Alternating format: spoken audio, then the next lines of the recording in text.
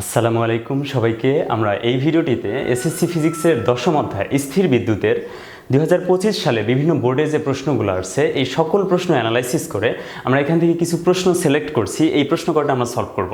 দেখো, প্রথম প্রশ্নটা হচ্ছে বরিশাল বোর্ড 2025-এ আসা একটা প্রশ্ন। এখানে দুইটা চার্জ দেওয়া আছে উদ্দীপকে, একটা হচ্ছে +60 কুলম্ব আর একটা হচ্ছে +40 কুলম্বের। দুইটাই ধনাত্মক চার্জ। এটা হচ্ছে +60 আর এটা হচ্ছে +40 কুলম্বের চার্জ। এবং এই চার্জ দুইটার ব্যাসার্ধ কিন্তু দেওয়া আছে। এখান থেকে এই ব্যাসার্ধটা, এটা হচ্ছে 10 সেন্টিমিটার, 10, এবং এইটার ব্যাসার্ধ হচ্ছে 5 সেন্টিমিটার, এটার ব্যাসার্ধ 5 সেন্টিমিটার। এবং এই যে কেন্দ্রদ্বয়ের মধ্যবর্তী যে দূরত্ব, এখান থেকে এইটুক পর্যন্ত, এই দূরত্বটা কিন্তু দেখবা কেন্দ্রদ্বয়ের মধ্যবর্তী দেওয়া আছে। হ্যাঁ, এটা কত? 50 সেন্টিমিটার। বুঝছো? এই ডাটাগুলো দেওয়া আছে উদ্দীপকে। গ নম্বর প্রশ্ন যে এ ও বি গোলকের ক্রিয়াশীল বলের মান নির্ণয় করো। সো এ ও বি গোলকের মধ্যবর্তী ক্রিয়াশীল বল, সেটা আকর্ষণ হতে পারে, বিকর্ষণ হতে পারে। সমধর্মী চার্জ দেখে আমি বুঝতেছি এটা বিকর্ষণ বল। কি বল? বিকর্ষণ বল। ফর্মুলা কি আমাদের? মধ্যবর্তী বিকর্ষণ বল বা আকর্ষণ বল কুলম্বের ধ্রুবক চার্জদ্বয়ের গুণফল নিচে মধ্যবর্তী দূরত্বের উপর বর্গ। ঠিক আছে?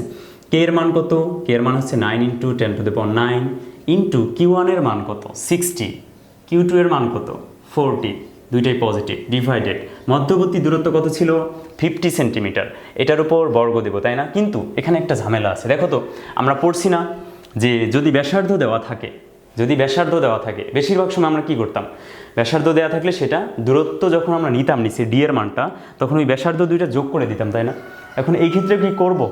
দূরত্ব মানে যে ব্যাসার্ধ দুইটা দেওয়া আছে এই দুইটাকে যোগ করব। এখানে আমরা সবসময় দুইটা চার্জের কেন্দ্রের মধ্যবর্তী দূরত্ব নেব, কেন্দ্রের মধ্যবর্তী দূরত্ব।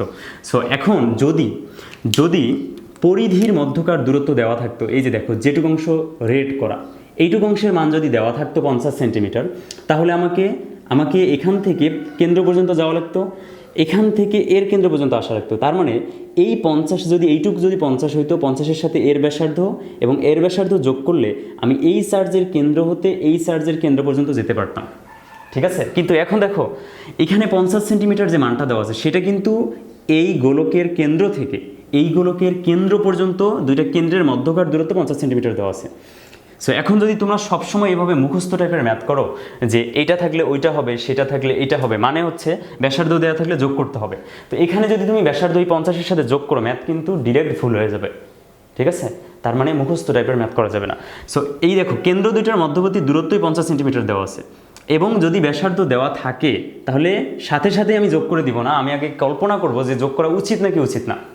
আমার দরকার কি? আমার দুইটা গোলকের কেন্দ্রের মধ্যবর্তী দূরত্ব দরকার, তো সেটা তো দেওয়াই আছে। তাহলে ব্যাসার্ধ দেওয়া থাকলেও সেটা কি করা যাবে না? যোগ করা যাবে না। ঠিক আছে? যদি পরিধির মধ্যকার দূরত্বটা দেওয়া থাকতো যে এর পরিধির মধ্যকার দূরত্ব 50, তখন আমরা এর ব্যাসার্ধ এবং এর ব্যাসার্ধ যোগ করতাম। ঠিক আছে? এই ছোটোখাটো ভুলগুলোর জন্য কিন্তু তোমরা ম্যাথ ভুল করে ফেলো। দেখো তাহলে ডি কত হবে বলো তো? 50। এখন 50কে কী করতে হবে? সেন্টিমিটার আছে, এটাকে মিটার করে নিব। তাহলে 50 এটাকে ভাগ করবো কত দ্বারা বলো তো? 100 দ্বারা, এর উপর স্কোয়ার। এখন এই 50কে কেন মিটার করলাম? কারণ আমরা জানি যে বলের মানটা যখন বের করব, এখানে কুলম্বের ধ্রুবক এর একক হচ্ছে newton, metre square coulomb inverse 2, তারপর হচ্ছে Q1 এবং Q2, তাহলে দুইটাই যেহেতু কুলম্ব, তাহলে Q1 হচ্ছে C, Q2 হচ্ছে C, তাহলে এই দুটো গুণ করলে C স্কোয়ার পাই, ডিভাইডেড নিচে কি মধ্যবর্তী দূরত্ব যদি মিটারে নেই তাহলে তার উপরে স্কোয়ার হবে, মিটার স্কোয়ার। মানে সেন্টিমিটার তো রাখা যাবে না, কেন রাখা যাবে না এটা দেখাচ্ছি। তাহলে এই যে দেখো কুলম্ব দুইটা পজিটিভ, এই কুলম্ব দুইটা নেগেটিভ, কাটা যায়, মানে এটা নিচে এই দুটো উপরে। এই যে মিটার স্কোয়ার কাটা যায়, দেখো তো এখন এককটা কি থাকে? এককটা থাকে নিউটন। তাহলে যেহেতু মিটার স্কোয়ার কাটতে হবে আমার, তাহলে সেন্টিমিটার রাখা যাবে না। এই কারণে আমি সেন্টিমিটারকে মিটার করে নিচ্ছি বারবার। ঠিক আছে? আচ্ছা, এখন এখান থেকে তাহলে কোন একক বের হলো নিউটন। এখন এটা যদি ক্যালকুলেট করি আমরা এখান থেকে কিন্তু ভ্যালুটা পেয়ে যাব যে বিকর্ষণ বলের মানটা আসলে কত ছিল। 9 × 10⁹ ইন্টু 60 × 40 ডিভাইডেড 50/100 স্কোয়ার, মানটা আসতেছে 8.64 × 10⁻13, 8.64 × 10⁻13 এত নিউটন। এখন দেখো তো এই আকর্ষণ বলের মানটা পজিটিভ, তার মানে পজিটিভ কখন মান আসে? যখন দুইটা সমধর্মী চার্জ আমি গুণ করি। তার মানে এটা কোন ধরনের বল? এটা হচ্ছে বিকর্ষণ বল। এখন আমরা দেখব ঘ নম্বর। দেখো ঘ নম্বর কি বলছে, ঘ নম্বর বলছে কোন গোলকের মধ্যে সঞ্চিত শক্তির পরিমাণ বেশি হবে, কোন গোলকে সঞ্চিত শক্তির পরিমাণ বেশি হবে। আচ্ছা, আমাদের বইয়ের ফর্মুলা দিয়ে আমরা কি করব, ম্যাথ করব, আমরা মুখস্থ টাইপের ম্যাথ করব না, ঠিক আছে। বইয়ে কি ফর্মুলা দেওয়া আছে বলো তো, সঞ্চিত শক্তির ফর্মুলা, সঞ্চিত শক্তির ফর্মুলা বইয়ে কি দেওয়া আছে, W is equal half CV square, এটা হচ্ছে সঞ্চিত শক্তি, এটা কি সঞ্চিত শক্তি। এখানে সি কি, সি মানে হচ্ছে ধারকত্ব, সি হচ্ছে কি বলো তো ধারকত্ব, ঠিক আছে। আর ভি মানে কি বলো, ভি হচ্ছে বিভব, ভি হচ্ছে কি বিভব, ঠিক আছে। সি হচ্ছে এই যে গোলকে আমি সঞ্চিত শক্তি বের করতেছি সেই গোলকের ধারকত্ব, আর ভি হচ্ছে সেই গোলকের বিভব। সো এখন আমরা দেখো এটাকে একটু মডিফাই করি, 1/2 সি, সি মানে কি ধারকত্ব, গোলকের ধারকত্ব কি, C is equal R by K, এটা আমরা জানি, C is equal R by K, এই যে R by K, into V মানে কি বিভব, বিভবের সূত্র কি জানো, বিভব সমান K Q by R, K Q by R, ঠিক আছে। এটার উপর কি দিলাম, একটা স্কোয়ার দিলাম, ঠিক আছে, এটার উপর একটা স্কোয়ার দিলাম, কেন, কারণ এই যে ভি এর উপর স্কোয়ার ছিল, এইটুকু অংশ ভি তার উপর স্কোয়ার। এখন দেখো এখানে আসতেছে হাফ ইন্টু উপরে আর, নিচে হচ্ছে কে, ইন্টু এখান থেকে থাকতেছে কে এর উপর স্কোয়ার, কিউ এর উপর স্কোয়ার, ডিভাইডেড আর এর উপর স্কোয়ার, বুঝছো। এটা যদি হয়, এখন দেখো তাহলে এই যে আর ব্যাসার্ধ ব্যাসার্ধ কাটা যায়, নিচে একটা আর থাকে, এই কে কাটা যায়, উপরে একটা কে দিলাম, তাহলে উপরে কি থাকে দেখো কে কিউ স্কোয়ার, আর কোনো কিছু আছে নাই, কে কিউ স্কোয়ার, নিচে কি আছে 2 আছে এবং আর আছে, তাহলে এখান থেকে লিখতে পারতেছি K Q square by R, K Q square by R, বুঝছো। K Q square by R কি, এটা হচ্ছে এই যে হাফ সিডি স্কোয়ার যে কথা, এই গোলকটার ক্ষেত্রে কে কিউ স্কোয়ার বাই আর একই কথা। তাহলে আমরা যেহেতু বের করব, ওকে বোঝা যাচ্ছে আশা করি, যাই হোক দেখো তাহলে আমরা বের করব হচ্ছে সঞ্চিত শক্তি, এই দুইটার কি সঞ্চিত শক্তি। তাহলে প্রথমে হচ্ছে W1, তাহলে W1 হচ্ছে কি প্রথম গোলকের সঞ্চিত শক্তি, প্রথম গোলকের সঞ্চিত শক্তি কি বলতো, কে কিউ স্কোয়ার বাই আর, এটা দিয়ে বের করবো। কে এর মান আমরা জানি কত, বলো কে এর মান কত, আমাকে কি বলছে কোনটির মধ্যে সঞ্চিত শক্তির পরিমাণ বেশি হবে। আচ্ছা তাহলে দেখো কে এর মান কত বলো, কে এর মান হচ্ছে 9 × 10⁹ ইন্টু কিউ স্কোয়ার, কিউ এর মান কত, W1 এর ক্ষেত্রে কিউ কত বলো তো 60, হ্যাঁ এই যে 60-এর উপর স্কোয়ার দিলাম আমি, ঠিক আছে, ডিভাইডেড আর। তাহলে প্রথম গোলকের ব্যাসার্ধ কত, 10 সেন্টিমিটার এককে ছিল, তাহলে সেটাকে কিন্তু কি করতে হবে 100 দ্বারা ভাগ করে নিতে হবে। এখন বলো আমি এখান থেকে কিন্তু কি পেয়ে যাব, প্রথম গোলকের সঞ্চিত শক্তির পরিমাণ পেয়ে যাব কত বলো, 9 × 10⁹ ইন্টু 60 স্কোয়ার ডিভাইডেড কত, ডিভাইডেড হচ্ছে 10/100, ঠিক আছে। তাহলে 3.24 × 10⁻14, 3.24 × 10⁻14, 3.24 × 10⁻14, এত কি এককটা কি হবে বলো, W এর একক কি হবে, একক হচ্ছে শক্তির একক কি জুল, তাহলে W এর একক হবে জুল। এখন W2 বের করব, তাহলে W2 কি হবে, একইভাবে কে কিউ স্কোয়ার বাই আর, ঠিক আছে, কে কিউ স্কোয়ার বাই আর। তো যেহেতু W2 লিখছি তাহলে এখানে কি করবা, 1 এর ক্ষেত্রে Q1 R1, আর এখানে Q2 R2, কে এর মান হচ্ছে 9 × 10⁹, ঠিক আছে, ইন্টু Q2 স্কোয়ার, তাহলে Q2 কত, চার্জ কত 40, 40 এর উপর স্কোয়ার ডিভাইডেড ব্যাসার্ধ কত বলো তো 5, এই যে 5/100, ঠিক আছে, বা এখান থেকে কত আসে মানটা 9 × 10⁹ ইন্টু 40 স্কোয়ার ডিভাইডেড নিচে হচ্ছে 5 কত বলো তো 5/100, মানটা আসতেছে হচ্ছে 2.88 × 2.88 × 10⁻14 কত 14 এত জুল। এখন বলো তোমরা দেখে বলো W1 বড় নাকি W2 বড়, তাহলে কোনটার মধ্যে সঞ্চিত শক্তির পরিমাণ বেশি হবে, ঠিক আছে, কোনটার সঞ্চিত শক্তির পরিমাণ বেশি হবে। এখান থেকে কমন সেন্সের একটা ব্যাপার হচ্ছে, দেখো সি মানে কি, সি মানে ধারকত্ব, তাহলে যার ধারকত্ব যত বেশি হবে তার মধ্যে সঞ্চিত শক্তির পরিমাণ তত বেশি। তাহলে সি যদি ধারকত্ব হয়, সি এর সূত্র কি, সি ইজ ইকুয়াল আমরা জানি R/K, C is equal R/K। তাহলে এটা থেকে বোঝা যাচ্ছে যার ব্যাসার্ধ বেশি তার ধারকত্ব বেশি, আর যার ধারকত্ব বেশি তার সঞ্চিত শক্তির পরিমাণও বেশি। নিশ্চয়ই প্রথম গোলকটার ব্যাসার্ধ বেশি, আর যেহেতু প্রথম গোলকের ব্যাসার্ধ বেশি তাহলে প্রথম গোলকের সঞ্চিত শক্তির পরিমাণও বেশি হওয়া উচিত ছিল। তাহলে দেখো তো সেটাই হয়েছে কিনা, 10⁻14 ঠিকঠাক, 3.24 2.88 এটা বেশি, প্রথম গোলকের যেহেতু ব্যাসার্ধ বেশি, তাহলে প্রথম গোলকের ধারকত্ব বেশি, আর যে গোলকের ধারকত্ব বেশি সেই গোলকের সঞ্চিত শক্তির পরিমাণও কি বেশি। তাহলে আমরা কি বলবো, W1 is greater than W2। কোন গোলকের সঞ্চিত শক্তির পরিমাণ বেশি হবে? সেটা হচ্ছে প্রথম গোলকের সঞ্চিত শক্তির পরিমাণ কি হবে, বেশি হবে। ঠিক আছে, বুঝছো? W1 is greater than W2। এখন এর পরের ম্যাথটা দেখো একটু। এখানে কি বলছে, দৃশ্যপট 2 কেন? কারণ গ নম্বরটা আসছিল অন্য অধ্যায় থেকে। ঠিক আছে, তোমাদের চলবিদ্যুৎ থেকে গ নম্বর আসছে মেবি, যতটুকু মনে পড়ে, এই কারণে ওটা স্কিপ করা আছে। তাহলে চট্টগ্রাম বোর্ড 25-এর প্রশ্নটা কি বলে, দৃশ্যপট 2 0.15 মিটার ও 0.5 মিটার ব্যাসার্ধে দুটি চার্জিত গোলকের বিভব 12 ভোল্ট ও 18 ভোল্ট। আচ্ছা, কি দেওয়া আছে? বিভব দেওয়া আছে। তাহলে দুইটা চার্জ ধরে নিলাম, এটা একটা চার্জ, এটা একটা চার্জ, দুইটা চার্জ। এটার ব্যাসার্ধ হচ্ছে, এটার ব্যাসার্ধ কত? এটার ব্যাসার্ধ হচ্ছে 0.15। এটা কিন্তু মিটার এককে দেওয়া আছে। ঠিক আছে, যেহেতু মিটার এককে দেওয়া আছে তাহলে কনভার্ট করার কোনো দরকার নেই। ঠিক আছে, এটা হচ্ছে 0.5 মিটার। দুটি চার্জিত গোলকের বিভব 12 ভোল্ট এবং 18 ভোল্ট। তাহলে এটার বিভব হচ্ছে কত ভোল্ট? 12 ভোল্ট। আর এটার বিভব হচ্ছে 18 ভোল্ট। আচ্ছা, এবং এদের কেন্দ্রের মধ্যবর্তী দূরত্ব 4 মিটার। ঠিক আছে, এখন শুধুমাত্র ব্যাসার্ধ দেয়া থাকলেই 4-এর সাথে 2টা যোগ করে দিবে, ব্যাপারটা এরকম না। কেন্দ্রের মধ্যবর্তী দূরত্ব দেখো, কিসের মধ্যবর্তী দূরত্ব? কেন্দ্রের মধ্যবর্তী দূরত্ব।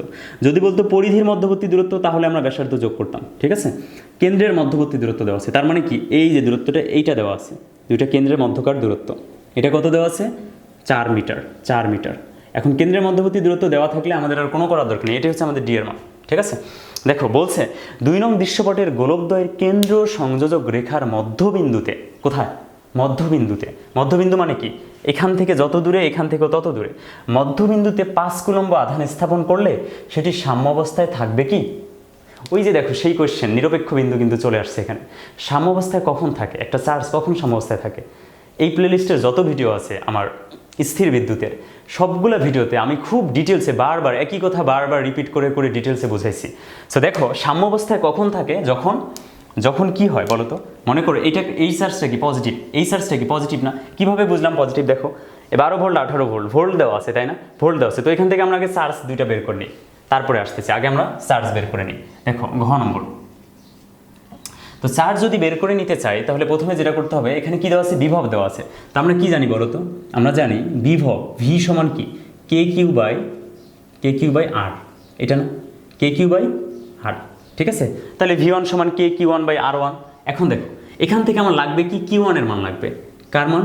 কিউ1 এর মান লাগবে। ঠিক আছে, অথবা আমরা আগে এটাকে কি করে নিই, কমন করে নিই। ঠিক আছে, সহজ করে নিই।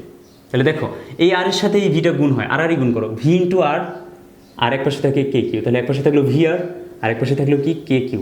বুঝছো?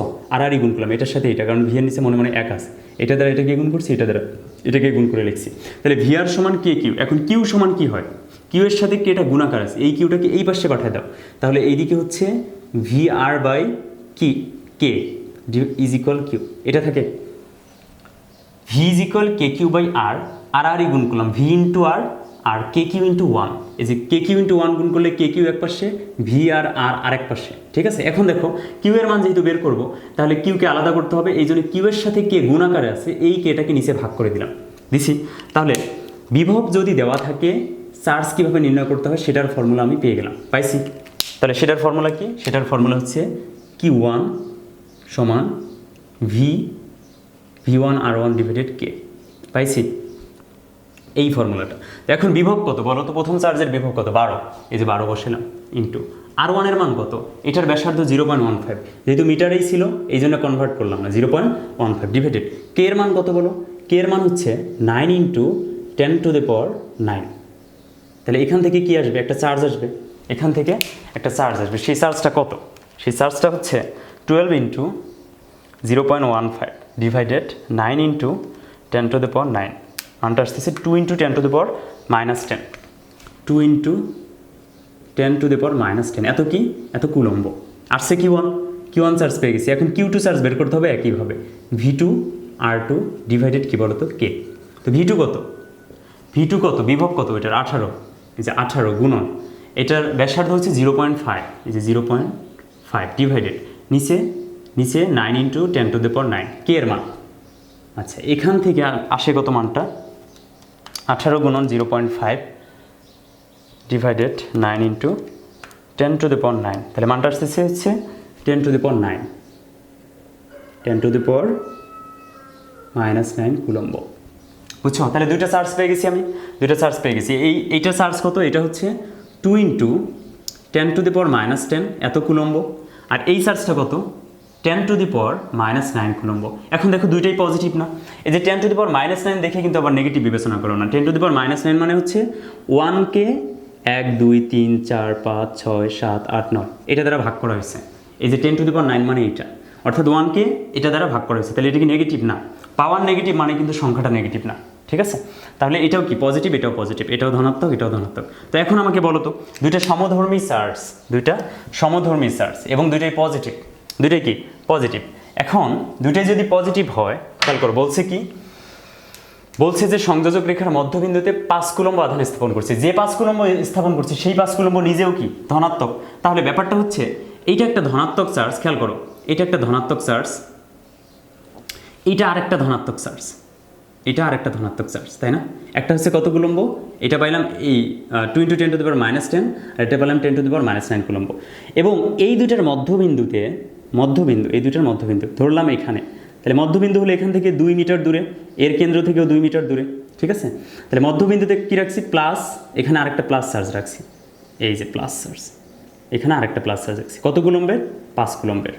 বুঝছো কথাটা?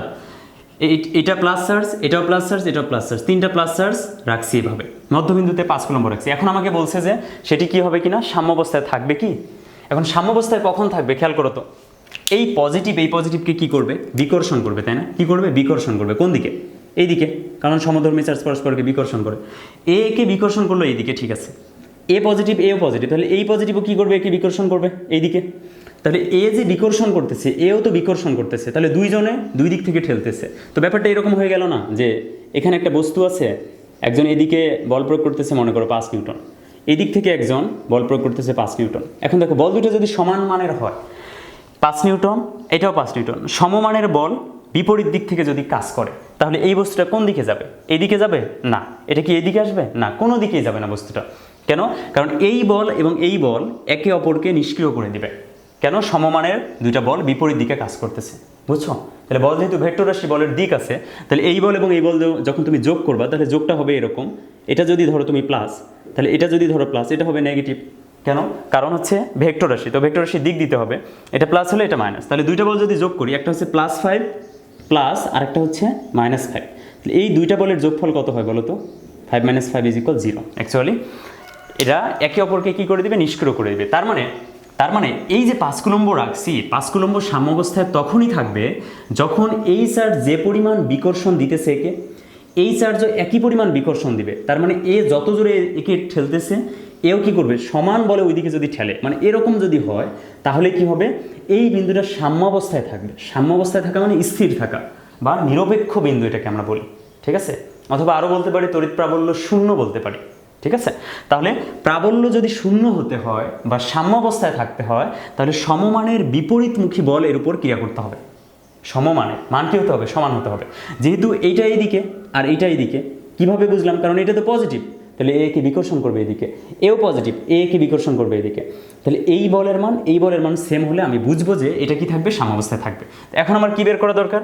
এখন আমার বের করা দরকার যে এই যে প্রথম যে চার্জটা আছে, এইটা কি পরিমাণ বল প্রয়োগ করতেছে, দ্বিতীয় যে চার্জটা আছে এটা এর উপর কি পরিমাণ বিকর্ষণ বল প্রয়োগ করতেছে। এই দুইটা বের করার পর যদি আমি দেখি যে F1 এবং F2 সেম, সমান, এবং তারা তো বিপরীতমুখীভাবেই ক্রিয়া করতেছে, তাই না?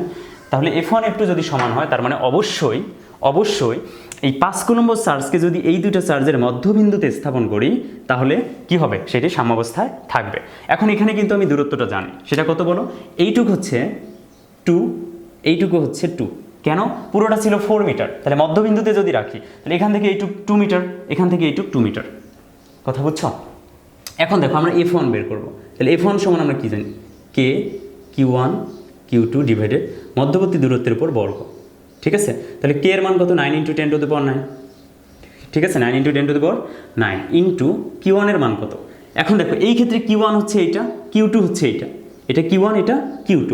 যেহেতু F1 বের করতেছি, তাহলে এটা Q1, এটা হচ্ছে Q2, কারণ এই দুটার মধ্যবর্তী বিকর্ষণ বল বের করতেছি। এখন দেখো এইটার চার্জ কত? 2 × 10⁻⁻10, এই যে Q1 2 × 10⁻⁻10 ইন্টু Q2 কত? 5 ডিভাইডেড ডি স্কোয়ার মধ্যবর্তী দূরত্ব কত, টু, টু কিন্তু মিটার এককই, তার উপর স্কোয়ার, বা এখান থেকে কিন্তু মানটা পাবো F1 এর মান। তাহলে F1 এর মানটা কত, F1 এর মান হচ্ছে 9 × 10⁹ ইন্টু 2 × 10⁻⁻10 ইন্টু 5 ডিভাইডেড 4, 9/4 মানে 2.25 নিউটন, 2.25 নিউটন, এই যে 2.25 নিউটন। F1 পেয়ে গেছি। এখন আমরা কী বের করবো, F2 বের করবো। তাহলে F2 ইজ ইকুয়াল কী হবে, আবার কে, Q1 Q2, ঠিক আছে, ডিভাইডেড মধ্যবর্তী দূরত্বের উপর বর্গ। তাহলে কে এর মান হচ্ছে 9 × 10⁹, Q1 কত এই ক্ষেত্রে বলো তো, F2 যখন বের করতেছি এটা Q1 এটা Q2, এটা Q1 এটা Q2, তাহলে Q1 এর মান কত, Q1 এর মান 10⁻⁹, 10⁻⁹ ইন্টু Q2 এর মান কত 5, এই যে এটা Q2, ডিভাইডেড মধ্যবর্তী দূরত্ব 2 তার উপর স্কোয়ার, ঠিক আছে। বা এখান থেকে মানটা বের করো, দেখো বলের মান কত আসে। যদি বলের মান দুইটা সমান হয় তাহলে কি হবে বলো, তাহলে সাম্যাবস্থায় থাকবে। 9 × 10⁹ ইন্টু 10⁻⁹ ইন্টু 5 ডিভাইডেড 4, 11.25, অনেক জোরে আকর্ষণ করবে এটা, হ্যাঁ 11.25 নিউটন বিকর্ষণ, সরি। তাহলে দেখো এই বিকর্ষণ বলের মানটা বেশি, এই বিকর্ষণ বলের মানটা কম, তার মানে যেহেতু এই বিকর্ষণ বলের মানটা বেশি, তার মানে একে কী করবে, এইদিকে অনেক জোরে বিকর্ষণ করতে পারবে, ঠিক আছে। ওইটার কেন বিকর্ষণ করতে পারতেছে জানো, কারণ হচ্ছে এর বিভব বেশি, এর যেহেতু ব্যাসার্ধ বেশি এর বিভবও বেশি, এর বিভব বেশি, তাহলে এর মধ্যে বেশি পরিমাণে চার্জ সঞ্চিত আছে, ঠিক আছে, বেশি পরিমাণে চার্জ সঞ্চিত আছে, এই কারণে সেটা বেশি বিকর্ষিত করতে পারতেছে। তাহলে যেহেতু আমরা বলবো যে যেহেতু F1 মানে বিকর্ষণ বলদ্বয় পরস্পর সমান নয়, বিকর্ষণ বলদ্বয় যেহেতু পরস্পর সমান নয়, তাহলে সাম্যাবস্থায় থাকবে না, সাম্যাবস্থায় থাকবে না, বুঝছো, সাম্যাবস্থায় থাকবে না, এইটা বুঝছো আশা করি। হ্যাঁ, তারপরে দেখো, আচ্ছা এখানে কি দেওয়া আছে, এখানে সেম একই কথা, দুইটা ধনাত্মক চার্জ দেওয়া আছে। এটা হচ্ছে কি 50 কুলম্ব, ধনাত্মক, হ্যাঁ এটা হচ্ছে 50 কুলম্ব +50। আরও একটা চার্জ আছে, এটা হচ্ছে এটাও +50, এটাও ধনাত্মক, সরি +25।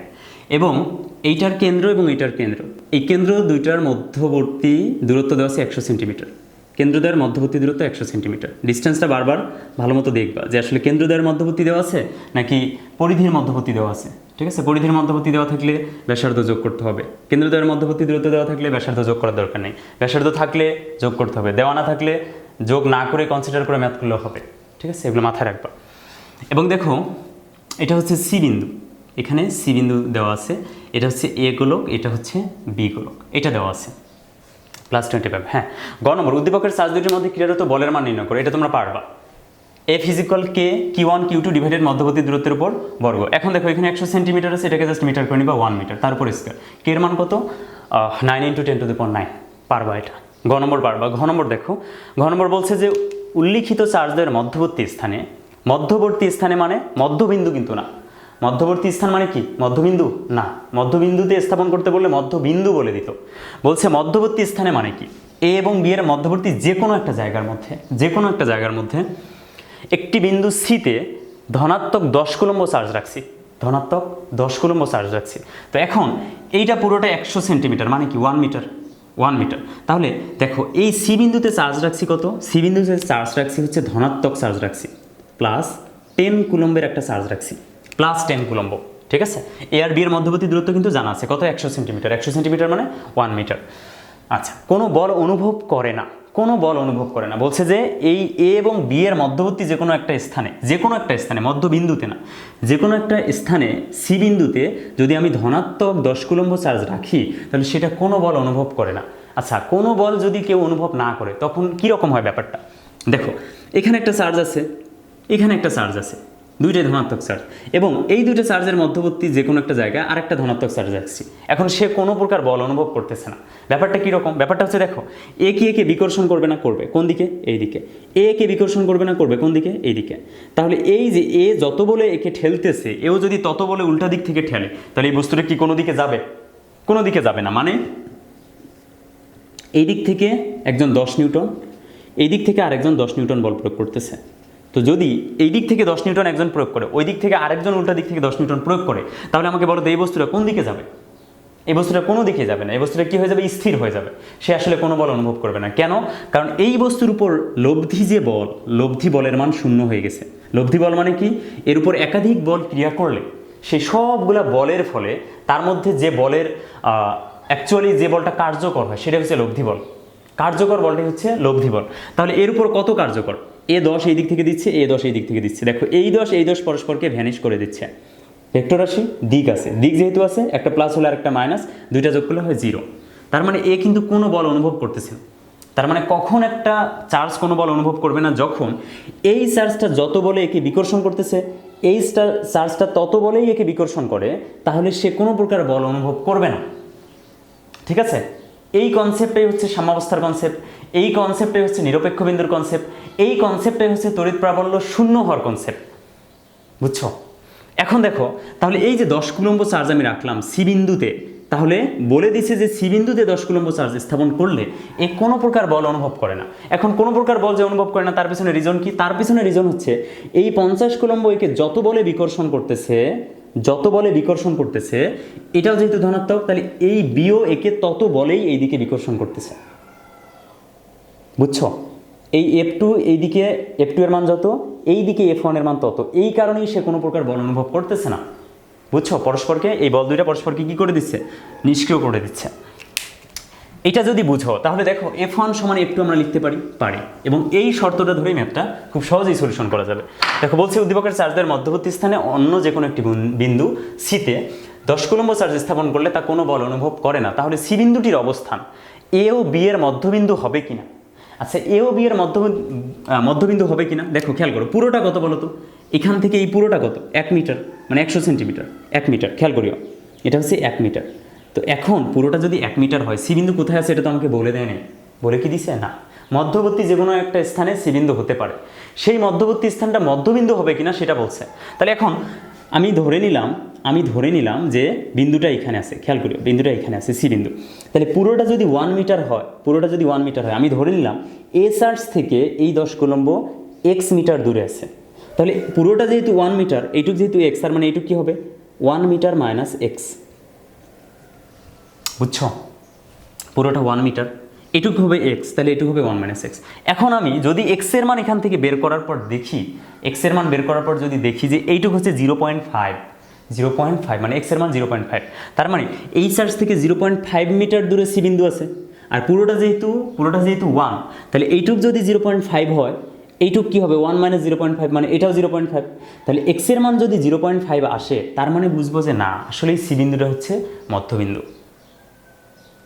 বুঝছো? আরেকবার বলবো, দেখো আমাকে বলছে যে দুইটা চার্জের মধ্যবর্তী একটা স্থানে আমি একটা সি বিন্দু রাখছি, এবং সেই সি বিন্দুতে 10 কুলম্ব চার্জ রাখছি। তো এখন আমি এখানে দেখলাম যে 10 কুলম্ব চার্জ রাখার পর ওই বিন্দুর উপর তড়িৎ প্রাবল্য শূন্য, মানে ওই বিন্দু সাম্যাবস্থায় থাকে, অথবা ও কোনো প্রকার বল অনুভব করে না। যেহেতু এই বিন্দুটা কোনো প্রকার বল অনুভব করে না, তার মানে হচ্ছে এই F1 এর মানটা যা হবে, F2 এর মানটাও তাই হবে। সমমানের বল বিপরীত দিক থেকে যদি প্রয়োগ করো, তাহলে এর উপর কার্যকরী বল শূন্য হয়। এটা আমি বোঝাইছি তোমাদেরকে। এটা একটা বস্তু, এই দিক থেকে তুমি 15 নিউটন বল প্রয়োগ করতেছো, এই দিক থেকেও 15 নিউটন বল প্রয়োগ করতেছো। তাহলে এই দুই দিক থেকে যদি 15 নিউটন বল প্রয়োগ করো, তার মানে এই বস্তুটা কিন্তু কোনো বল অনুভব করবে না। কেন? কারণ বল একটা ভেক্টর রাশি, বলের দিক আছে। এটা যদি হয় পজিটিভ, এটা হবে নেগেটিভ, এই দুইটা বলের যে সামেশন, ঠিক আছে, সেটা কি হবে? সেটা হবে শূন্য। তার মানে এর উপর কোনো বল ক্রিয়া করতেছে না, কাজ করতেছে না, এ কোনো বল অনুভব করবে না। তার মানে যেহেতু বলেই দিছে আমাকে যে সি কোনো প্রকার বল অনুভব করবে না, তার মানে F1 এবং F2 এই দুটার মান সমান। এই দুটার মান কি বলো? সমান। এই কারণে সে কোনো প্রকার বল অনুভব করতেছে না। ঠিক আছে? দুই দিক থেকে বিকর্ষণ সমান। এখন তাহলে আমরা যদি লিখি এখানে শর্ত মতে, তাহলে কি লিখতে পারবো বলো? শর্ত মতে আমি লিখতে পারবো যে F1 = F2, সমমানের বিকর্ষণ বল দুই দিক থেকে, এই কারণে চার্জটা কোনো বল অনুভব করতেছে না। তাহলে F1 সমান কি জানো? আমরা এটাকে ধরলাম Q1, এটাকে ধরলাম হচ্ছে আমরা কি বলো তো? Q1, এটাকে ধরলাম আমরা Q, আর এটাকে ধরলাম Q2। ঠিক আছে? এটা Q1, এটা Q, আর এটা হচ্ছে Q2। আচ্ছা, তাহলে এই দুইটার মধ্যবর্তী বিকর্ষণ হচ্ছে F1। তাহলে F1 সমান কি হবে? K q one q divided মধ্যবর্তী দূরত্বের উপর বর্গ, তাহলে এফ এই যে কে কিউ ওয়ান কিউ, ঠিক আছে, ডিভাইডেড মধ্যবর্তী দূরত্বের উপর এই যে বর্গ ইজ ইকুয়াল, পরেরটার ক্ষেত্রে কী হবে কে কিউ টু কিউ, পরবর্তী ক্ষেত্রে এটা কিউ ওয়ান এটা কিউ টু কিউ ডিভাইডেড মধ্যবর্তী দূরত্বের উপর বর্গ। বুঝছো? এটা যদি বুঝো তাহলে দেখো কি করা যায় এখানে, এই যে কে এই কে বাদ যায়, ধ্রুবক তো একই, আবার দেখো যে কিউ কিউ বাদ যায়, ঠিক আছে, এই সার্চটা কিন্তু দুটার ক্ষেত্রে কমন বাদ যায়। তাহলে উপরে কি থাকলো, উপরে থাকলো হচ্ছে q one by D one square is equal q two by d two square, এটা থাকে, ঠিক আছে। এখন দেখো কি করা যায়, এই ডি টুটাকে এই পাশে নিয়ে আসা যায়, তাহলে কি লেখা যায় আর গুণ করবো, এই কিউ ওয়ানকে এই পাশে, এই ডি টু স্কোয়ারকে এই পাশে নিয়ে আসি উপরে, তাহলে ডি টু উপরে আর নিচে ডি ওয়ান, ডি টু এর উপরে স্কোয়ার ডি ওয়ানের উপরে স্কোয়ার, তাহলে একবারে হোল স্কোয়ার ইজ ইকুয়াল কী লেখা যায়, এদিকে আগে থেকে ছিল কিউ টু উপরে আর এই কিউ ওয়ানকে নিচে নিয়ে আসলাম, তাহলে এ যে কিউ ওয়ান। বুঝছো? এই লাইনটা বোঝার কথা, এই ডি টু স্কোয়ারকে উপরে নিছি, কিউ ওয়ানকে নিচে নিছি, এই যে কিউ ওয়ান নিচে, আর ডি টু স্কোয়ারের ডি টুর উপর যেহেতু স্কোয়ার আছে, আবার নিচে যে ডি ওয়ান তার উপর স্কোয়ার আছে, একবার হোল স্কোয়ার দিলাম। এখন দেখো d two by D one, d two মানে কত, ডি টু মানে কত, তার আগে আরেকটা কাজ করে এই স্কোয়ারটা বেশি রুট করে দেয়, এই যে D two by D one is equal কী হবে বলো তো, root over Q two by Q one, Q two by Q one. তাহলে এখান থেকে মানটা কত আসে, রুট ওভার কিউ টু এর মান কত বলো তো, কিউ টু এর মানটা কত, কিউ টু এর মান হচ্ছে +25, এই যে +25 ডিভাইডেড কিউ ওয়ানের মান কত, কিউ ওয়ানের মান হচ্ছে 50, এই যে 50। তাহলে এখান থেকে কত আসে বলো, এখান থেকে আসে হচ্ছে 1/2, তার মানে 1/√2, 1/√2, ঠিক আছে, 1/√2। এখন দেখো তাহলে d two by D one 1/√2 এইটা যদি হয়, তাহলে এখান থেকে দেখেই কিন্তু বোঝা যাচ্ছে কি হবে না বলো তো, সমান হবে না, কারণ ডি টু আর ডি ওয়ান যদি সমান হতো তাহলে দুইটার অনুপাত কি 1 হতো। ডি টু মানে কি, ডি টু মানে হচ্ছে এখান থেকে এর দূরত্ব, ডি ওয়ান মানে কি এখান থেকে এর দূরত্ব, তাহলে এই দুটো যদি সমান হতো তাহলে মানটা 1 আসতো না, কিন্তু 1 কি আসছে, 1 আসে না, 1/√2 আসছে, তার মানে সমান না। যদিও সমান না, আমরা হচ্ছে তারপর ম্যাথটা বের করে দিয়ে দেখি আমরা কত আসে। ডি টু কত বলো তো, ডি ওয়ান কত ধরছি, ডি ওয়ান ধরছি এক্স, আর ডি টু কত ধরছি 1 - x, এই যে 1 - x, আর ডি ওয়ান কত, ডি ওয়ান হচ্ছে এক্স ইজ ইকুয়াল, এবার সে থাকে কত 1/√2। বুঝছো এটা? এখন দেখো আর গুণ করলে কি হয়, এটা দ্বারা এটাকে গুণ করো, তাহলে √2 ইন্টু এইটা, এই যে দেখো √2 ইন্টু 1 - x, এটা একদিকে, এক্সের সাথে 1 গুণ করলে এক্স, বোঝা গেল? তাহলে এখন √2 গুণ করে দিই, √2 - √2x ইজ ইকুয়াল এক্স, গুণ করে দিলাম।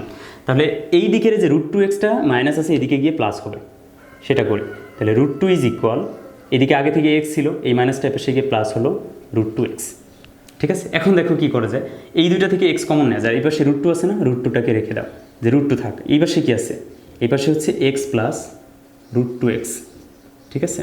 তাহলে √2 ইজ ইকুয়াল, এখানে x কমন নিলে থাকে 1 + √2, 1 + √2, অতএব এই যে দেখো এই 1 + √2 গুণাকার আছে, এই পাশে ভাগ করে দাও, তাহলে √2 ডিভাইডেড 1 + √2 ইজ ইকুয়াল x। এখন বলো x এর মানটা কত, x এর মানটা কত বলো, তাহলে উপরে আসতেছে √2 ডিভাইডেড 1 + √2, মানটা আসতেছে 0.5857, 0.5857, 0.5857, ঠিক আছে, 0.5857।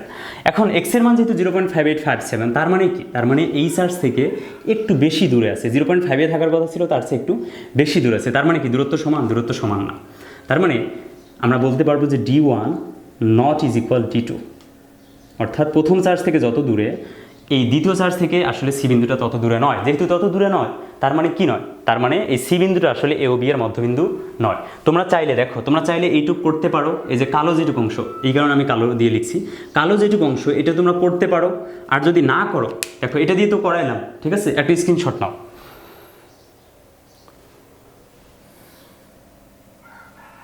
যদি এইটুক তোমরা না করো, যদি এইটুক না করো, 1 মার্কও তোমার কাটবে না, এইটুক বাদ, পুরোটাই বাদ। এখন দেখো এখান থেকে যে রেশিওটা নিচ্ছি, যদি সমান হতো, দেখো d2 বাই d1 কি আসছে, এখানে আসছে 1/√2, এটা আসছে না 1/√2।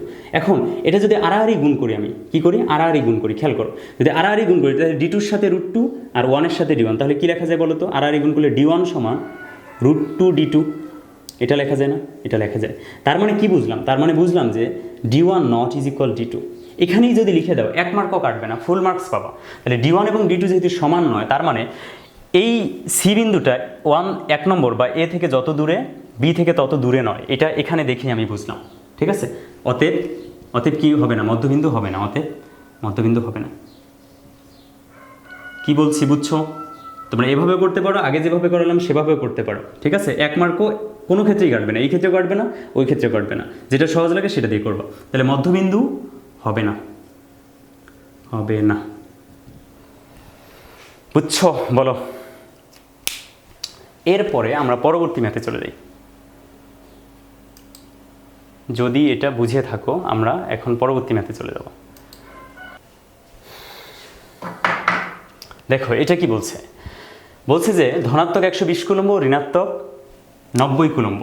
ঠিক আছে, এই অধ্যায়টা করার ক্ষেত্রে তোমরা কখনো এটা মানে এভাবে মুখস্থ করবা না যে এইখানে থাকলে 4 শূন্য হবে, মানে প্রাবল্য শূন্য হবে, ধনাত্মক থাকলে প্রাবল্য শূন্য হবে ওই দিকে, ঋণাত্মক থাকলে এই দিকে, সমধর্মী থাকলে নিরপেক্ষ বিন্দু ওইখানে হবে, বাইরে হবে না ভিতরে হবে। এগুলো মুখস্থ করে রাখবা না যে ওইখানে হলে এইখানে হয়, সেখানে হলে এইখানে হয়। এগুলো হচ্ছে মানে বাজে টাইপের পড়াশোনা, এভাবে করা যাবে না। বুঝবা তুমি, দুটো চার্জ আঁকতে তোমার কয় সেকেন্ড সময় লাগবে? ঠিক আছে, দেখো এটা হচ্ছে ধনাত্মক চার্জ, এটা কি চার্জ? ধনাত্মক চার্জ। কত কুলম্ব বলো তো? 120 কুলম্ব। 120 কুলম্ব মানে এক এক ক্ষেত্রে কন্ডিশন এক এক রকম হবে। প্লাস দিলে ভিতরে নিরপেক্ষ বিন্দুর ক্ষেত্রে যদি প্লাস চার্জ স্থাপন করতে বলে সেক্ষেত্রে একটা কনসেপ্ট হবে, মাইনাস চার্জ স্থাপন করতে বললে সেক্ষেত্রে আরেকটা কনসেপ্ট হবে। তো তুমি কনসেপ্ট শুধু বুঝবা, তুমি চিত্র আঁকো। তুমি কি করবা দেখো, চিত্র আঁকবা। তুমি চিত্র আঁকতে দেখবা মাত্র কয়েক সেকেন্ড সময় লাগতেছে। আর যখন চিত্রটা তুমি আঁকতে পারবা, তুমি নিজেই বুঝবা প্রাবল্য কোথায় শূন্য, কোথায় সমান, কোথায় নিরপেক্ষ বিন্দু, সাম্যাবস্থায় থাকবে কিনা, তারপর কোনো বল কখন অনুভব করবে না। ঠিক আছে, এটা তুমি বুঝতে পারবা। তোমাকে কি করতে হবে? ফিগারটা ড্র করতে পারতে হবে। আচ্ছা, 120 কুলম্ব, আর এটা হচ্ছে কি মাইনাস চার্জ। এটা কত কুলম্বের বলো তো? এটা হচ্ছে 90 কুলম্বের। 90 কুলম্ব। আচ্ছা, বস্তু দুটি বায়ু মাধ্যমে পরস্পর 100 সেন্টিমিটার 150 সেন্টিমিটার দূরে। এখন এই যে এখানে বায়ু মাধ্যম বলছে না, অনেক পণ্ডিত আছে কি করবে জানো? চিন্তা করবে স্যার পানি মাধ্যমে রাখলে কি হবে স্যার? তো দুইটা চার্জ পানি মাধ্যমে রাখলে কি হয়? দুইটা চার্জ কি হবে? পরস্পরের সাথে নিউট্রাল হয়ে যাবে। তো এটা নিউট্রাল হয়ে যাবে বলতে দেখো দুইটা তার দ্বারা সংযুক্ত হয়ে যাচ্ছে না পানি মাধ্যমে রাখলে। পানি তো পরিবাহী, তাহলে পানিতে রাখবে এরকম কোশ্চেন তোমাকে দিবে না। তো এগুলো নিয়ে মাথা ঘামানোর দরকার নেই যে ওখানে বায়ু মাধ্যম আছে নাকি পানি আছে নাকি হচ্ছে কপার মাধ্যম আছে। ঠিক আছে, এগুলো চিন্তা করার দরকার নেই। তো বেশি পেঁচাতে গিয়ে তোমরা কি করো? ভুলে যাও যে তোমরা আসলে কি করতে হবে তোমাদের, এগুলো ভুলে যাও। যাই হোক, দেখো 120 কুলম্ব পজিটিভ আর 90 কুলম্ব হচ্ছে কি নেগেটিভ। এখন 150 সেন্টিমিটার দূরে আছে। এখন দেখো তো এখানে বলছে কি পরস্পরতে 150 সেন্টিমিটার দূরে। এখন আমাকে বলো এটা কি কেন্দ্রদ্বয়ের মধ্যবর্তী দূরত্ব দেওয়া আছে না পরিধির মধ্যে কোনো কিছু কি বলা আছে? বলা নেই। তো বলা না থাকলে ধরে নিবা এটা এরকম দেওয়া আছে, কেন্দ্র দুইটার মধ্যবর্তী দূরত্ব। কারণ চাইলেই তুমি এখানে কোনো কিছু যোগ বিয়োগ করতে পারতেছো না। ঠিক আছে, 150 সেন্টিমিটার দূরে অবস্থায় বায়ু মাধ্যমে কে এর মান দেওয়া আছে। তো এটা তো আমাদের মুখস্থ আছে, দেওয়া না থাকলেও আমরা পারবো। চার্জ দুইটির মধ্যবর্তী ক্রিয়াশীল বলের মান নির্ণয় করো। কে এফ ইজিক্যাল কে Q1 Q2 ডিভাইডেড মধ্যবর্তী দূরত্বের উপর স্কয়ার। 150 সেন্টিমিটার আছে, মিটার করে নিয়ে তার উপর স্কয়ার দিবা। সূত্র প্রয়োগ করবা, ম্যাথ হয়ে যাবে। গ নম্বর এফ ইজিক্যাল কে Q1 Q2 divided D square. শেষ, এটা দিয়ে করে ফেলবা। ঘ নম্বর কি বলছে দেখো, চার্জযুক্ত বস্তু দুটির সংযোগ রেখার কোথায় তড়িৎ প্রাবল্য শূন্য হবে? তড়িৎ প্রাবল্য কোথায় শূন্য হবে বলো? এটা আমি করাবো না, দেখি তোমরা পারো কিনা। আমাকে বলো দেখি তড়িৎ প্রাবল্য কোথায় শূন্য হবে? কোথায় তড়িৎ প্রাবল্য শূন্য হয়? তড়িৎ প্রাবল্য মানে কি? বল। প্রাবল্য মানে হচ্ছে বল। শূন্য কোথায় হয়? বল শূন্য হয় মানে কি? কোনো বল নাই, আর কোনো বল নাই। তো কোনো বল নাই কখন হয় আমি বলছি না? এই যে একটা বস্তু এদিক থেকে 10 দিচ্ছ, এদিক থেকেও 10 দিচ্ছ, এরকম হতে পারে, তাহলে বস্তুটা কোনো দিকে যাবে না। আবার এরকম হতে পারে না, দেখো তো এটা একটা বস্তু, এদিকে একজন টানতেছে 10-এ, টানতেছে, হ্যাঁ, আর এইদিকে আরেকজন টানতেছে 10-এ। তো এ যদি 10-এ টানে, এও 10-এ টানে, তো বস্তুটা কোন দিকে যাবে? দুজন সমান সমান বলে টানতেছে না বিপরীত দিক থেকে, তাহলে বস্তুটা আসলে কোনো দিকে যাবে না। ঠিক আছে, যদি অনেক বেশি বল হয় এই বলের মান, তাহলে বস্তুটা একদম মাঝ বরাবর কী হবে? ছিঁড়ে যাবে, দুই খণ্ড হয়ে যাবে। ঠিক আছে, কোনো দিকে যাবে না সম্পূর্ণ বস্তুটা। আচ্ছা, তাহলে যদি অল্প মানের বল প্রয়োগ করো তাহলে বস্তুটা কোনো দিকেই যাবে না আর কি। হ্যাঁ, আর তাহলে আমরা তো এগুলো হচ্ছে খুব ছোটো মানের বল নিয়ে কাজ করতেছি, অল্প বল, আকর্ষণ বিকর্ষণ বল, চার্জের আকর্ষণ বিকর্ষণ বল। তাহলে যদি এরকম হয় দুই দিক থেকে দুইটা টানা বলের মান সমান হয়, তাহলে এই বস্তুটা কোনো দিকেই যাবে না, কোনো দিকেই যাবে না। আবার যদি দুই দিক থেকে দুইটা ঠেলা বল বা বিকর্ষণ বল যদি কি হয় সমান হয়, তারপরও বস্তুটা এই দিক থেকে কোনো পাশে নড়বে না। ঠিক আছে, এই দুইটা কেস হতে পারে। তো এখন এখানে কি বলছে দেখো, একটা প্লাস আর একটা কি মাইনাস, তাই না? চার্জিত বস্তু দুটির সংযোগ রেখায় কোথায় তড়িৎ প্রাবল্য শূন্য হবে? তো কোথায় তড়িৎ প্রাবল্য শূন্য হবে সেটা আমরা একটু দেখি। তো এখন হয় খেয়াল করো দুইটা কেস, হয় ভিতরে তড়িৎ প্রাবল্য শূন্য হবে, আর না হলে বাহিরে তড়িৎ প্রাবল্য শূন্য হবে। বাহিরে হলে হয় এই দিকে হবে, আর না হলে এই দিকে হবে। এ বাদে কি কোনো কনসেপ্ট এখানে আছে? দেখো তো একটু, এটা মনে করো পজিটিভ, এটা কি পজিটিভ, এই যে এটা হচ্ছে নেগেটিভ, এটা হচ্ছে কি নেগেটিভ, ঠিক আছে? তাহলে এদের সংযোগ রেখা কোনটা? এটা হচ্ছে এদের সংযোগ রেখা। তো দেখো এখানে তিনটা পজিশনে আছে, যে চার্জ দুইটার মধ্যবর্তী একটা পজিশন, মনে করো এটা 1, এখানে হতে পারে সেটা হচ্ছে 2, এখানে হতে পারে সেটা হচ্ছে 3, তিনটা পজিশন আছে না? আরও কোনো অবস্থান কি আছে? নাই। তাহলে এই তিনটা পজিশনের কোথায় নিরপেক্ষ বিন্দু থাকবে বা কোথায় তড়িৎ প্রাবল্য শূন্য হবে সেটা যদি দেখি, তাহলে দেখো তুমি প্লাস দিয়ে বিবেচনা করো, মাইনাস দিয়ে বিবেচনা করো, তোমার মনে যা চায় তা দিয়ে বিবেচনা করো। মনে করো এখানে ধনাত্মক 1 কুলম্ব রাখলাম, প্লাস 1 কুলম্ব।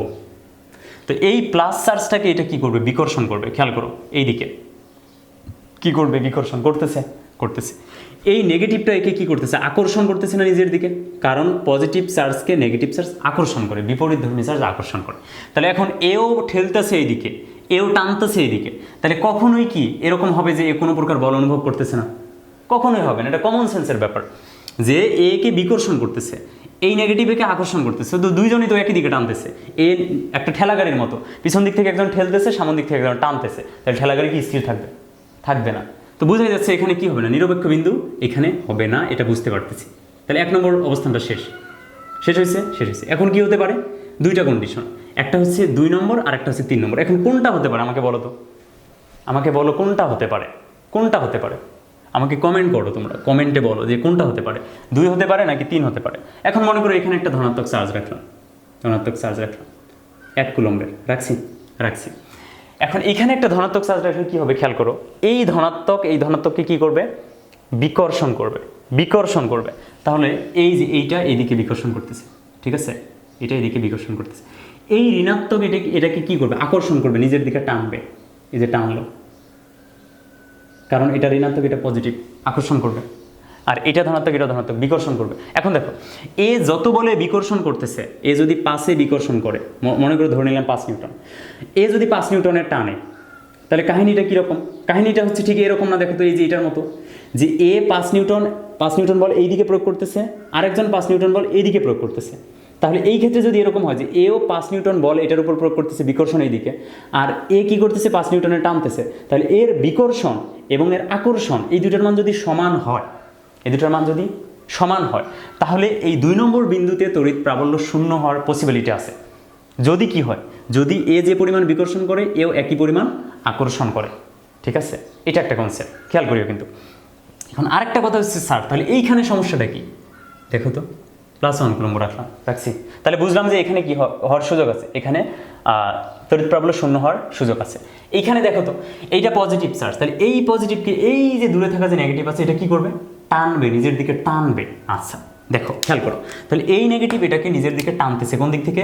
এই যে এই দিক থেকে টানতেছে, বুঝছো? টানতেছে, আকর্ষণ করতেছে। এই পজিটিভকে বিকর্ষণ করবে, কোন দিকে? এই দিকে করতেছে।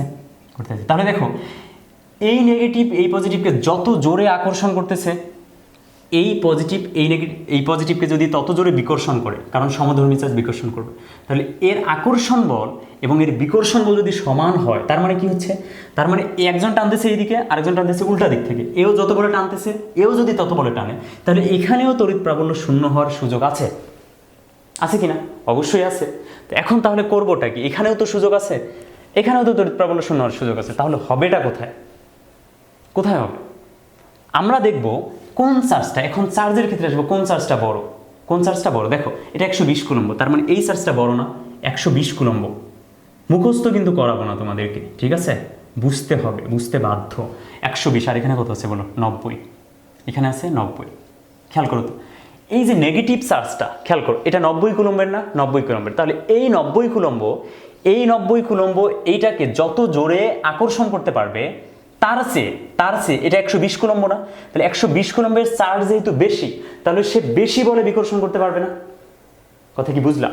এটা তো একক আধান, তাই না? এই একক আধানটাকে 90 কুলম্ব যে চার্জ, তাহলে এটা তো নেগেটিভ 90। তাহলে দেখো এরকম যদি হতো, একটা পজিটিভ 100 আর একটা নেগেটিভ 100, খেয়াল করো, এটা যদি হইতো তাহলে একদম যদি এইখানে একটা বস্তু রাখতাম, এইখানে একটা বস্তু, তাহলে দেখো এই বস্তুটাকে, এটা মনে করো প্লাস চার্জ, তাহলে এই প্লাসকে এ যত জোরে টানতেছে, এও তত জোরে টানতো না যদি কি থাকে মাঝখানে থাকতো দুইটার, কারণ এটা পজিটিভ আর এটা কি নেগেটিভ। তাহলে এর যে আকর্ষণ বল আর এর বিকর্ষণ বল সমান হইতো। কেন? কারণ এই দুটার চার্জ সমান। এ যত বলে বিকর্ষণ করতো, এ তত বলে আকর্ষণ করতো, এবং মধ্যবর্তী দূরত্ব সমান। এই কারণে এই ক্ষেত্রে এটা হতে পারতো। সো এখানে যেটা হচ্ছে দেখো, এটার চার্জ অনেক বেশি পজিটিভ, তাহলে এইটা কি অনেক জোরে বিকর্ষণ করবে না একে? এইখানে যদি আমি 200 দেই, খেয়াল করো, এখানে যদি আমি 200 কুলম্ব দেই, তাহলে এই বিন্দুটাকে এ কি করবে? অনেক জোরে, এ কি করবে? অনেক জোরে বিকর্ষণ করবে না? এবং এ কি করবে? এ কি করবে? এর চেয়ে কম বলে এ আকর্ষণ করবে। ঠিক আছে, এ এই বিন্দুটাকে এর চেয়ে কম বলে আকর্ষণ করবে। তার মানে হচ্ছে আমি যখন দেখব যে মধ্যবর্তী কোনো একটা স্থানে তড়িৎ প্রাবল্য শূন্য হচ্ছে না, তাহলে এখানে অথবা এখানে হচ্ছে, তখন দেখব এই 120 যে পরিমাণ একে বিকর্ষণ করতে পারে, 120 যে পরিমাণ, মানে বড় চার্জটা যে পরিমাণ বিকর্ষণ করতে পারে, ছোট চার্জটা কিন্তু তার চেয়ে কম পরিমাণে আকর্ষণ বা বিকর্ষণ করতে পারে। ঠিক আছে, তাহলে দেখো এই 90 কিন্তু একে এত জোরে আকর্ষণ করতে পারবে না যেটা এই বিকর্ষণ বলের সমান হবে।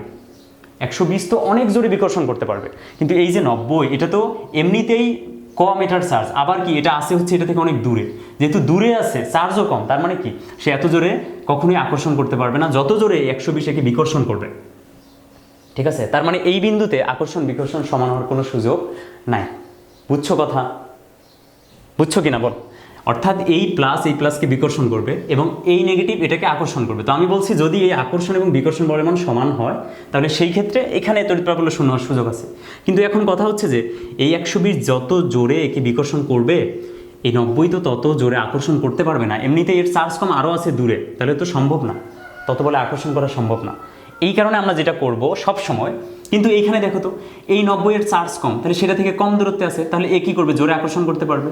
এবং যে বেশি জোরে বিকর্ষণ করার কথা এই প্লাসকে, সে কি অনেক দূরে রাখছি না এবার? তাহলে দূরত্ব যেহেতু বাড়লে আকর্ষণ বা বিকর্ষণ মান কি হয়? কমে। এই কারণে 120কে দূরে রেখে আমি এই বিন্দুটাকে ধরবো। তার মানে সবসময় যদি বিপরীতধর্মী চার্জ থাকে, নিরপেক্ষ বিন্দু কোথায় হবে? নিরপেক্ষ বিন্দু হবে সংযোগ সরলরেখার বাইরে, এবং সেটা কোন দিকে? বেশি চার্জ যেটা আছে, বেশি চার্জ থেকে অপোজিট দিকে, মানে কম চার্জের কাছাকাছি বাইরের দিকে ধরবো, এবং সেটা কম চার্জের কাছাকাছি বাইরের দিকে ধরবো, সেটা পজিটিভ চার্জ হোক অথবা নেগেটিভ চার্জের হোক। এখন এই ক্ষেত্রে যদি এই নেগেটিভ চার্জটা বেশি হতো, পজিটিভটা যদি কম হতো, তাহলে আমরা কি করতাম? তাহলে ওই বিন্দুটা কিন্তু এই দিকে চলে আসতো তখন। বুঝছো? তাহলে আমরা কি করব? যদি বিপরীত সমধর্মী যদি চার্জ হয়, তাহলে তো তড়িৎ প্রাবল্য শূন্য কোথায় হবে? ভিতরে হবে, এটা 100% শিওর। যদি দুইটাই নেগেটিভ হয় বা দুইটাই পজিটিভ হয়, তড়িৎ প্রাবল্য কোথায় শূন্য হবে? একদম মানে এই মাঝখানে যে কোনো একটা জায়গায়। আর যদি বিপরীতধর্মী চার্জ থাকে, তাহলে তড়িৎ প্রাবল্য শূন্য হবে সংযোগ সরলরেখার বাইরে। এখন বাইরে কোন দিকে? এই দিকে নাকি এই দিকে?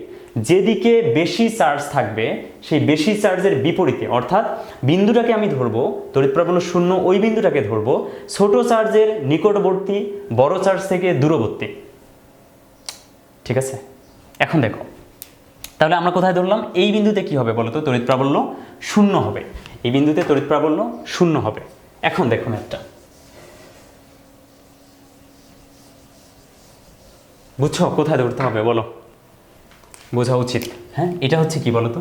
প্লাস 120, আর এটা হচ্ছে মাইনাস কত বলো? মাইনাস 90। এবং বিন্দুটা কোথায় হবে? বিন্দুটা হবে এইখানে, এই বিন্দুতে। তাহলে এই বিন্দুতে কি হবে? তড়িৎ প্রাবল্য শূন্য হবে। বুঝছো? তাহলে এইটুক কি হবে বলো? এইটুক ধরলাম হচ্ছে এক্স একক দূরে। কোথায় তড়িৎ প্রাবল্য শূন্য হবে? এক্স একক দূরে। তাহলে এখানে একটা চার্জ রাখলাম, সেটা কি? কিউ পরিমাণ চার্জ রাখলাম। ঠিক আছে, এটা যদি এক্স হয়, এই দুইটা কত দেখো তো? এই দুটার মধ্যবর্তী দূরত্ব হচ্ছে 150 সেন্টিমিটার। 150 সেন্টিমিটারকে আমরা কি করতে পারি? 1.5 মিটার করে নিতে পারি। ঠিক আছে, 100 দ্বারা ভাগ করে 1.5 মিটার করে নিলাম। এখন বলছে কোথায় তড়িৎ প্রাবল্য শূন্য হবে, তার মানে কার মান বের করতে হবে? এই এক্স এর মানটা বের করতে হবে। এখন দেখো শর্ত মতে, তাহলে শর্ত মতে কি লিখবো? শর্ত মতে লিখবো দেখো, এ যত বলে এটাকে বিকর্ষণ করবে, এটাকে F1 ধরি আমরা। হ্যাঁ, তাহলে এ কি করবে? তত বলেই একে এদিকে আকর্ষণ করবে, এটা হচ্ছে F2। ঠিক আছে, তাহলে F1 আর F2 কি হবে? সমান হবে। তাহলে শর্ত মতে আমরা কি লিখবো? F1 সমান F2। তাহলে F1 কত বলো? F1 হচ্ছে K, Q1 Q2 এবং Q2 এর ক্ষেত্রে কতকে ধরবো? Q2 কোনটাকে ধরবো? এটা মানে এইটা এবং এটার বিকর্ষণ বল। তাহলে এটা Q1 হলে এটা Q2, এই যে Q1 মানে Q ডিভাইডেড মধ্যবর্তী দূরত্ব কত বলো তো? এইটা এই যে 1.5 প্লাস এক্স, তার উপর কি বলো বর্গ ইজ ইকুয়াল F2 এর মান কত? F2 মানে কি? এইটা এবং এটার আকর্ষণ বল, তাহলে কত হবে? এই ক্ষেত্রে আকর্ষণ বিকর্ষণ বল যখন নেব তখন নেগেটিভ চিহ্ন কিন্তু নেব না, আবার বলতেছি নেগেটিভ চিহ্ন এক্ষেত্রে নিব না আমরা, ঠিক আছে? এখন দেখো তাহলে কে Q1 এখন কি হবে? Q1 Q2 আর একটা হচ্ছে কিউ, মানে এটা Q2 আর এটা হচ্ছে কিউ, এই দুটোর মধ্যবর্তী আকর্ষণ, তাহলে Q2 into Q R divided কি মধ্যবর্তী দূরত্বের উপর বর্গ, তাহলে মধ্যবর্তী দূরত্ব কত বলো? x এর উপর স্কয়ার, ঠিক আছে? এখন এখান থেকে দেখো এই যে কিউ কাটা যায়, কে কাটা যায়, তাহলে থাকে কি বলো? থাকে হচ্ছে Q1 divided 1.5 plus x square, তাহলে Q1 এর মান কত? 120, মানটা বসাই দিই, 120 divided 1.5 plus x whole square is equal, এখানে কত থাকে বলো? এখানে থাকে হচ্ছে 90 Q2 ডিভাইডেড এক্স স্কয়ার, ঠিক আছে?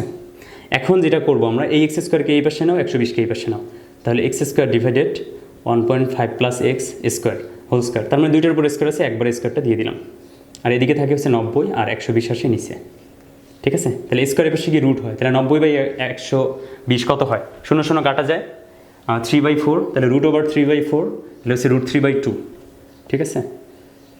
আচ্ছা লিখি, এটা হচ্ছে কত? 3/4, বা এখান থেকে কী লেখা যায় বলো তো? X divided 1.5 plus x is equal √3/2, মানে স্কোয়ারটা বেশি গিয়ে রুট হয়ে গেল। এখন দেখো আর গুণ করো, এটা দ্বারা এটাকে গুণ করলে 2x ইজ ইকুয়াল, এটা দ্বারা এটাকে গুণ করো, তাহলে √3 ইন্টু 1.5 প্লাস এক্স ইন্টু √3, তার মানে √3x, ঠিক আছে? তাহলে এখন দেখো কী করা যায়, এই √3xটাকে এই পাশে নিয়ে আসো, তাহলে কী হবে? 2x minus √3x is equal, তাহলে 1.5 মানে কত? 3/2, তাহলে 3√3/2, তাহলে এইদিকে থাকে হচ্ছে 3√3/2। এখন এখান থেকে এক্স কমন নাও, এক্স কমন নিলে কী থাকে? 2 মাইনাস √3 ইজ ইকুয়াল 3√3/2। এখন এখান থেকে মানটা কত থাকবে বলো? এটার মান বের করে নাও, তাহলে x into 2 minus √3 is equal 3√3/2 এর মানটা কত আসে? 3√3/2 মানটা আসে হচ্ছে 2.598। এখন কি করব? এক্স এর মান বের করব, তাহলে 2.598 ডিভাইডেড কত? 2 মাইনাস √3 কত আসে বলো তো?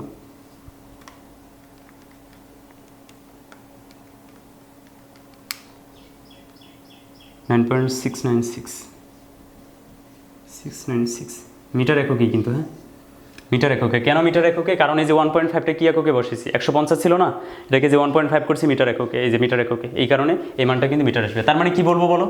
আমরা বলবো যে 90 কুলম্বের যে চার্জটা আছে কোথায় হবে, কোথায় তড়িৎ প্রবাহ শূন্য হবে, ও চিত্রসহ গাণিতিকভাবে বিশ্লেষণ করো। এই যে চিত্র আঁকছি, এই চিত্রটাই আঁকবা তোমরা, ঠিক আছে? এই চিত্রটাই আঁকবা, এটাই চিত্র। আচ্ছা তাহলে কোথায় শূন্য হবে? শূন্য হবে হচ্ছে -90 কুলম্ব হতে বাইরের দিকে, বাইরে 9.696 মিটার দূরে কি হবে? তড়িৎ প্রাবল্য শূন্য হবে। বুঝছো? বলো বুঝছো কি না বলতে হবে। সো দেখো এই ম্যাথগুলো হচ্ছে কিসের ম্যাথ বলো তো? কনসেপ্টের ম্যাথ। তুমি যদি না বুঝে যদি মুখস্থ করো যে যখন বলবে তড়িৎ প্রাবল্য শূন্য হবে তখন এটা করব, ঠিক আছে? তারপর যখন বলবে যে তড়িৎ প্রাবল্য সমান হবে তখন এটা করব, ওভাবে ধরবো সেভাবে ধরবো, এটা আসলে এভাবে ম্যাথ করা যায় না। তুমি কি করবে? সুন্দর মতো ফিগারটা ড্র করার পর তুমি দেখবা যে যে শর্তটা বলছে আমার এখানে, সেই শর্তটা ঠিকঠাক মতো স্যাটিসফাই করতেছে কিনা। যদি করে তাহলে সেই কনসেপ্টকে কাজে লেগে ম্যাথ করবা, দেখবা ম্যাথ হয়ে যাচ্ছে। আরেকটা কথা হচ্ছে, তোমরা বেশিরভাগ স্টুডেন্ট এই যে মাধ্যমিক লেভেলে যারা আছো, বেশিরভাগ স্টুডেন্টের সমস্যা হচ্ছে খুব অল্প সময়ে তোমরা আউটপুট চাও, মানে খুব কম পড়িয়ে স্যার কীভাবে ভালো করা যায়, সাজেশন ভিত্তিক পড়াশোনা। এটা আসলে কি হয়, এটা শর্ট টার্মে কিছু পাবা তুমি, হয়তো বা দেখা গেল সাজেশন পড়িয়ে তুমি রেজাল্ট ভালো করতে পারতেছো, কিন্তু লং টার্মে তুমি অনেক দূর আগাতে পারবা না। এটা যেমন তোমরা কি করো, অনেক বেশি দেখি এখন সবাই ওয়ান শর্ট ফুল শর্ট, অমুক শর্ট তমুক শর্ট করতে করতে, মানে তোমরা বেসিক তো লাগবে, তোমার বেসিক লাগবে না? তোমাকে সাজেশন দিয়ে পড়ে তোমাকে ভালো রেজাল্ট করালাম, তুমি অনেক ভালো রেজাল্ট করলা, এই রেজাল্ট দিয়ে কী করবা, কি হবে? রেজাল্ট ভালো দরকার, ঠিক আছে, কিন্তু তুমি বুঝো ভালো মতো, সময় দিতে হবে পড়াশোনায়। তুমি সময় না দিয়ে যদি খুব দ্রুত মানে আউটপুট চাও তাহলে ঝামেলা, ঠিক আছে? সো লং টার্ম চিন্তা ভাবনা করবা, যেটা সাস্টেইন হবে, প্রত্যেকটা কনসেপ্ট বুঝবা, সুন্দর মতো সময় দিতে হবে। পড়াশোনাটা হচ্ছে সময় চায় তোমার কাছে, সময় দিতেই হবে। সময় না দিয়ে সাজেশন ভিত্তিক পড়াশোনা করে হয়তোবা কিছু সময়ের জন্য তুমি হচ্ছে মানে তুমি একটু আগাতে পারবা, কিন্তু লং টার্মে তুমি অনেক বেশি পিছায় পড়বা, লং টার্মে টিকে থাকতে পারবা না। বইয়ের প্রতিটা কনসেপ্ট তোমাকে বুঝে বুঝে পড়তে হবে। দেখো, যদি কনসেপ্ট সম্পূর্ণ বইয়ের কনসেপ্টটা তোমার মধ্যে একদম ক্লিয়ার হয়ে যায়, তাহলে ম্যাথ কোথায় থেকে আসবে, প্রবলেম কোথায় থেকে আসবে, এটা নিয়ে তোমার চিন্তা করা লাগবে না। যে সাজেশন দিলে সেখান থেকে কমন পড়বে কিনা, এই সব চিন্তা ভাবনা করে আসলে করা উচিত না তোমাদের বলে আমি মনে করি। সুতরাং তোমাকে কনসেপ্ট বুঝতে হবে। যদি কনসেপ্ট বুঝো, কনসেপ্ট ক্লিয়ার থাকে, তাহলে যে কোনো সমস্যা তোমাকে তুমি কি করবা, সেই সমস্যাটাকে অবজার্ভ করতে পারবা এবং সেটার মধ্যে তুমি ফর্মুলাগুলো অ্যাপ্লাই করে নিজের কনসেপ্টকে কাজে লাগিয়ে কি করতে পারবা, সেটা সমাধান করতে পারবা। ঠিক আছে? ঠিক আছে, শুভকামনা তোমাদের জন্য। আমরা এই অধ্যায়ের মোটামুটি অনেক প্রশ্ন সলভ করছি। ঠিক আছে, তারপরে এই সব যত কিছু সলিউশন করছি তোমাদের বোর্ড সলিউশনগুলো দিছি, তারপর আলাদা আলাদা অনেক বোর্ড সলিউশন, এর আগেও প্রায় 20-22টার মতো বোর্ড সলিউশন দেওয়া আছে। হ্যাঁ, সো এগুলো কোনো কিছু নিয়ে যদি তোমাদের কোনো প্রকার কনফিউশন থাকে, তোমরা অবশ্যই আমাকে লিখে জানাবা। আমি চেষ্টা করব সব কিছুর সমাধান দেওয়ার জন্য তোমাদের, ইনশাল্লাহ। ঠিক আছে, আসসালামু আলাইকুম।